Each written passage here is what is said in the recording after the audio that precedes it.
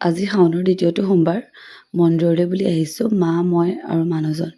মায়ে পিছে শৰাই এখন আগবঢ়াই দিছিলে, আমাক সেইকাৰণে মাতিলে যে একেলগে মন্দিৰলৈ যাম আহিবা বুলি। ভিতৰত চাকি বন্তি জ্বলাই আহি এতিয়া শৰাইৰ কাৰণে ৰখি আছোঁ। মানে মানুহে এইফালে শৰাই দিয়া মানুহবোৰ বহি আছে। মানুহ পিছে ইয়াতো বহুত হৈছে দেই, আৰু বহুত দূৰলৈকে লাইন ধৰিব লগাও হৈ আছে। আমিও বহুত দীঘল লাইনৰ মাজতে পানী ঢালি আহি এতিয়া শৰাইৰ কাৰণে বস্তু ৰেডি কৰি আছোঁ। মায়ে ঘৰত পিছে চব ৰেডি কৰি লৈয়ে আহিছিলে, তথাপিতো ইয়াত আকৌ ধুনীয়াকৈ বস্তুখিনি উলিয়াই নিদিলে আকৌ পূজাৰীৰ আগত দিবলৈও দিগদাৰ হয়।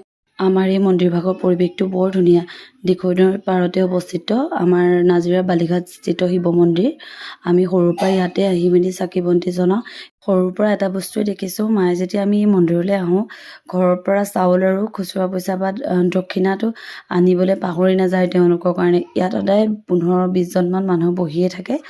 তাৰপৰা তেনেকৈ আমি ঘৰৰ পৰা লৈয়ে আহোঁ, কিন্তু মায়ে যিমানে যি বস্তু নানক তেওঁলোকৰ কাৰণে আনিবলৈ পাহৰি নাযায়। কাৰণ সোমাই অহাৰ লগে লগে তেওঁলোকে কিবা এটা আশা কৰি থাকে, আৰু ভিতৰৰ পৰা যেতিয়া ওলাই আহোঁ তেওঁলোকেও বহুত আশাৰে বাট চাই থাকে যে আমি কিবা এটা দি যাওঁ বুলি। যি পাৰিছোঁ যি নোৱাৰিছোঁ তেওঁলোকক অকণমান দিবলৈ চেষ্টা কৰোঁ। এয়া আমি চাকি বন্তি জ্বলাই মন্দিৰৰ পৰা ওলালোঁ। এতিয়া আমি ঘৰলৈ যাবলৈ লৈছোঁ।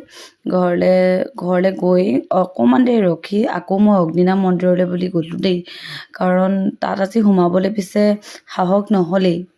বাবাক দৰ্শন কৰিবলৈ আমি ভিতৰলৈ যাবলৈ বা তাত তেল বা পানী ঢালিবলৈ সুবিধা আমাৰ নহ'লেই, কাৰণ ইমান দীঘল লাইন, আৰু সেই লাইনত ৰখি থাকিবলৈও আমাৰ সাহস নগ'ল। মাহৰ দ্বিতীয়টো সোমবাৰ যিহেতু দূৰৰ ভক্তসকলৰো সমাগম বহুত হৈছে। চব বেলেগ বেলেগ লাইন ভিতৰলৈ যাবলৈ কাৰণে আমি গৈ মেলি নিৰ্মালি ল'লোঁ, আৰু তাতে দান পাত্ৰতে অৰিহণা জনাই বাবাক জনাই থৈ আহিলোঁ যে আমি সোমাব পৰা নাই বুলি।